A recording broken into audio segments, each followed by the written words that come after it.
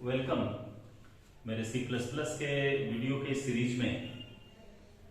मैंने पिछले वीडियो में आपको ये बताया था कि किस तरीके से आप नेस्टेड क्लास और लोकल क्लास के कंसेप्ट को इम्प्लीमेंट करते हैं।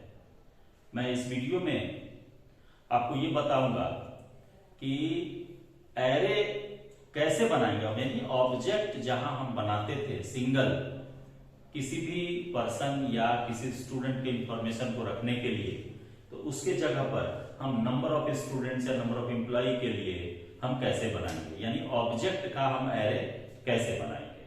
और इसी में एक और वीडियो मैंने जोड़ा, एक और लेक्चर जोड़ा, एक टॉपिक जोड़ा जिसका कि इस ऑब्जेक्ट से रिलेशन है कि यदि हम कोई सिंगल ऑब्जेक्ट बनाते हैं तो उस ऑब्जेक्ट को हम किसी फंक्शन के अंदर कैसे पास करेंगे। यदि हम किसी भी ऑब्जेक्ट को फंक्शन के अंदर पास करेंगे तो उस ऑब्जेक्ट के वैल्यू पर हम वहां पर किसी न किसी भी तरह का ऑपरेशन जैसा कि हमको रिक्वायर्ड है कर सकते हैं। जिस तरह के इंफॉर्मेशन की आवश्यकता होगी हम उस ऑब्जेक्ट से ले सकते हैं, वहां पर उसको हम एक्सेस कर सकते हैं, उसके प्राइवेट डेटा मेंबर्स से रिलेटेड ऑपरेशंस को परफॉर्म करा सकते हैं। मैं इस वीडियो में इसी दो टॉपिक पर फोकस करूंगा। इसमें मैं सबसे पहले स्टार्ट करता हूं कि ऑब्जेक्ट जो आप बनाते हैं उसका एरे कैसे बनेगा, यानी कि एरे ऑफ ऑब्जेक्ट्स कैसे बनाएंगे, इस पर मैं बात करता हूं। देखिए, आप कोई भी क्लास ले लीजिए और उस क्लास में एक से ज्यादा वैल्यू इंटर करना है तो कोई भी क्लास एक बार ही एक सेट ऑफ वैल्यूज को कंटेन करेगा, एक सिंगल ऑब्जेक्ट। लेकिन हम यदि चाहते हैं कि मल्टीपल वैल्यूज को वो कंटेन करे तो कैसे करेगा, इसको देखिए। तो सपोज कीजिए कि हम स्टूडेंट नाम का क्लास एक ले लेते हैं, include iostream dot H, class student. और इस स्टूडेंट नाम के क्लास के अंदर हम दो वेरिएबल सिर्फ लेकर के चलेंगे, कैर नेम। आपको जितनी आवश्यकता होगी आप ले सकते हैं, इसका कोई रिस्ट्रिक्शन नहीं होता। इंट में रोल और पब्लिक आप फंक्शन बना लीजिए पब्लिक सेक्शन में वॉइड इनपुट का, और इनपुट में आप नेम और रोल को इंटर मान लीजिए। सी आउट इंटर नेम और सी इन डॉट गेट लाइन, और नेम को ले लेंगे और कॉमा साइज कर देंगे 20, जो यहां साइज हमने लिया वो डाल दिया। सी आउट इंटर रोल और सी इन आप करा लीजिए इसको रोल में। ये देखिए आपका इनपुट का काम हो गया, आउटपुट भी आप दे दीजिए वॉइड आउटपुट, और इस दोनों डेटा को आप डिस्प्ले कराइए। Cout name equals to name और फिर सी आउट कराइए रोल को, रोल इक्वल्स टू रोल, और कर्ली ब्रेस क्लोज करिए। यहां क्लास की क्लोजिंग हमने कर दी। अब क्लास बंद होने के बाद हमको अब क्या करना है, इसका एरे बनाना है। किसका? ऑब्जेक्ट का। इस क्लास के ऑब्जेक्ट का एरे कैसे बनेगा आप देखिए, वॉइड मेन फंक्शन में आ गए और यहां आप पहले वेरिएबल ले लीजिए एक n, यानी टोटल नंबर ऑफ एलिमेंट हम पूछ लेंगे और इसी को उठा करके डाल देंगे एरे के साइज में, ताकि एक्स्ट्रा स्पेस मेरा वेस्ट नहीं हो, मेमोरी का कंजम्पशन एडिशनली नहीं हो। इससे बचने के लिए हम इसको यूज कर सकते हैं। और एक वेरिएबल ले लीजिए i, और यहां सी आउट करके आप पूछ लीजिए कि enter total number of records,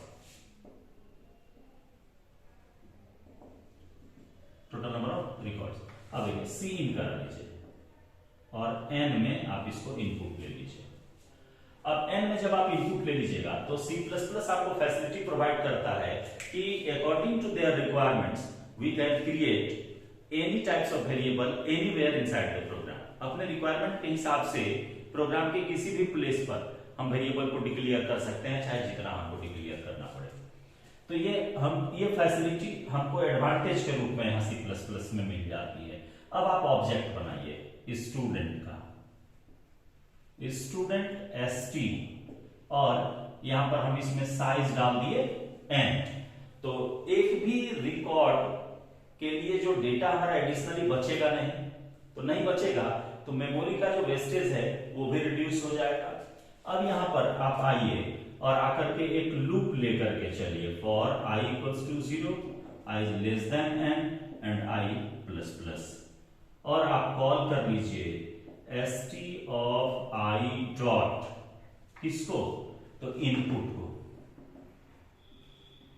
ये इनपुट हो जाएगा और यहां कर्ली ब्रेस आप क्लोज करिए, ये इनपुट का प्रोसेस हो जाएगा। अब आउटपुट के लिए आएंगे तो सी आउट कर दीजिए रिजल्ट, और \n करते हुए इसको टर्मिनेट करिए और for i = 0, i loop same चलाइए n एंड i++। अगेन आप st of i dot display करने के लिए हम फंक्शन बनाए हुए हैं आउटपुट, ये आपको डिस्प्ले कर जाएगा। तो यहां पर देखिए ये करेगा क्या कि जब आप ऑब्जेक्ट बनाएंगे इसका एरे टाइप का, तो एक रिकॉर्ड के लिए साइज मेरा कितना लेगा, ये ऐसे, ये 20 बाइट हो गया और ये हमारा लेगा 2 बाइट। यदि वर्जन 2 के कंपाइलर में रन कराइएगा तो, और यदि वर्जन 3 के कंपाइलर में जाइएगा तो इंटीजर आपका ले लेगा 4 बाइट। अब देखिए, और ये साइज n पर डिपेंडेंट है, n में मान लो हम 5 डाले तो ये 5 रो के बराबर ऐसे बनाएगा। एक हो गया, 2 3 4 5, 1 2 3 4 5, और ये इंडेक्स 0 1 2 3 4 जैसे एरे में आप यूज करते थे इस तरीके का ये बन जाएगा।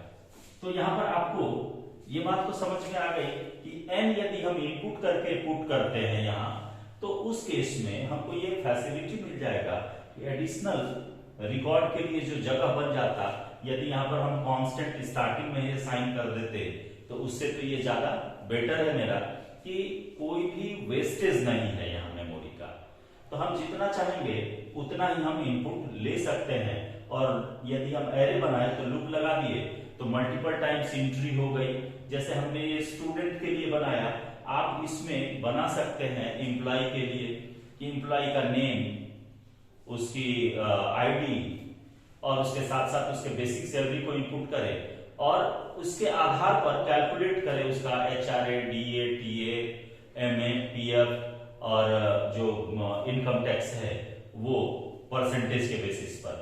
तो हम सिंगल एम्प्लॉय के लिए यदि बनाएंगे तो एक ऑब्जेक्ट बनेगा और उसी ऑब्जेक्ट से इनपुट और आउटपुट और प्रोसेस को आप कॉल करेंगे और आपका सारा रिकॉर्ड डिस्प्ले हो जाएगा।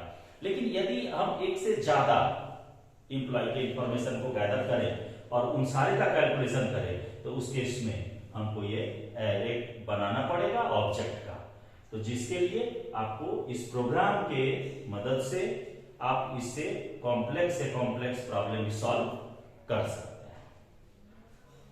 ये मेरा फर्स्ट फेज था। अब सेकंड फेज में मैं आपको बताया कि ऑब्जेक्ट को कैसे पास करेंगे किसी मेंबर फंक्शन के अंदर, इस पर मैं बात करूंगा। तो इससे क्या होगा, क्यों इसको बनाएंगे, इस पर भी हम चर्चा करेंगे पहले, लेकिन आपको मैं उसका एग्जांपल बताता हूं कैसे आप पास करेंगे और उसका एडवांटेज क्या होगा। जैसे मैं 2 नंबर लेकर के ही आपको दिखाता हूं कि 2 ऑब्जेक्ट का डिफरेंट नंबर्स है और उन सारे को मैं ऐड करके आपको सिर्फ शो करके दिखा देता हूं, जो कि सबसे इजीएस्ट वे है। इस पर फिर मैं एक प्रॉब्लम आपको दूंगा जिसको आप सॉल्व करें और मेरे साथ उसका जो सॉल्यूशन आएगा उसको शेयर करिए मेरे टेलीग्राम पर। मैं भी उसको देखूंगा, कोई प्रॉब्लम आया, कोई एरर आया, उसका भी रेक्टिफिकेशन मैं कर दूंगा। तो क्लास, और हमने यहां ले लिया टेस्ट, और यहां पर ये s है टेस्ट, और यहां हम एक वेरिएबल लेते हैं a, और पब्लिक सेक्शन में हम इसमें इनपुट ले लें, यदि वैल्यू यूजर जो भेजे वो आकर के इसमें स्टोर हो जाए। तो सपोज कीजिए हम पैरामीटराइज फंक्शन लेकर के चलेंगे, यानी void इनपुट, और यहां पर इंट और x हमने ले लिया कि जब इस फंक्शन को कॉल करेंगे तो x के माध्यम से हम वैल्यू भेजेंगे और a को असाइन कर देंगे। ये हो गया हमारा x के थ्रू a को असाइन कर दिए। एक void डिस्प्ले आप कर लीजिए। अब इस डिस्प्ले में आइए और a को प्रिंट करा दीजिए। a इक्वल टू और a को आप प्रिंट कर दीजिए। ये हो गया प्रिंट।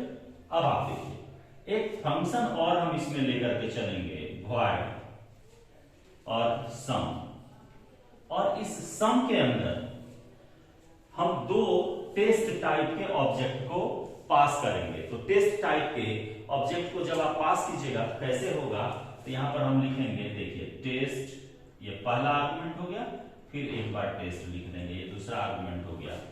और आप या तो यहां डिफाइन कर दें या फिर इसको हम डिक्लेयर करके टर्मिनेट कर दें, प्रोटोटाइप बना दिए। अब इसके बाद इसको हम डिफाइन कर लेंगे। तो void रिटर्न टाइप, क्लास का नेम है टेस्ट, और स्कोप रिजोल्यूशन ऑपरेटर, और देन हमने लिखा सम, और सम लिखने के बाद यहां टेस्ट का एक ऑब्जेक्ट t1 और कॉमा टेस्ट दूसरे का ऑब्जेक्ट t2 लिया। और यहां पर हम इस करंट के लिए, यानी कि जो जिस ऑब्जेक्ट में हम इसको रखना चाहते हैं उस ऑब्जेक्ट के लिए हम यहां से कॉल करेंगे इसको t1 से a को और t2 से a को। तो यहां हम लिखेंगे सिंपली कि a equal to t1 dot a plus t2 dot a, ये दोनों आ गया और आकर के सम होकर के असाइन हो गया किसमें, a में। अब आप इस ऑब्जेक्ट के थ्रू जिसके लिए हमने ये दोनों पैरामीटर पास किया उसको जब आप कॉल करेंगे, यानी डिस्प्ले को कॉल करेंगे, तो a का वैल्यू इसका कितना दिखाएगा, t1 का a और t2 का a, दोनों का सम करके आपको डिस्प्ले करेगा। तो फॉर एग्जांपल आप देखिए, इसका मैं आपको दिखाता हूं, void और main, और यहां पर आकर के आप ऑब्जेक्ट पहले बनाइए टेस्ट का, ob और ob1 और ob2, हमने तीन ऑब्जेक्ट बनाया। तो सबसे पहले ob के थ्रू आप इनपुट कीजिए, और इसमें हम 40 सप्लाई कर दिए।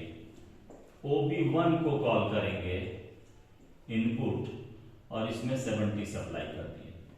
और जब हम इसको भेजेंगे सम में, तो सम हम कॉल करेंगे ob2 से, ob2 डॉट सम, और इसमें पास कर देंगे ob कॉमा ob1 को। देखिए इस सम में दो आर्गुमेंट हमने भेजा, जो कि टेस्ट का ऑब्जेक्ट है ob और ob1, इसको दोनों को भेजा, ये t1 और t2 में कॉपी हो गया, और t1 का a, तो t1 का a यानी 40 और t2 का a यानी 70, ये दोनों सम हुआ और आकर के स्टोर हो गया a में। ये a किसके लिए है, तो ob2 के लिए है। अब आप यहां पर सी आउट करिए ob, ये मैसेज हो गया। अब यहां पर ob डॉट डिस्प्ले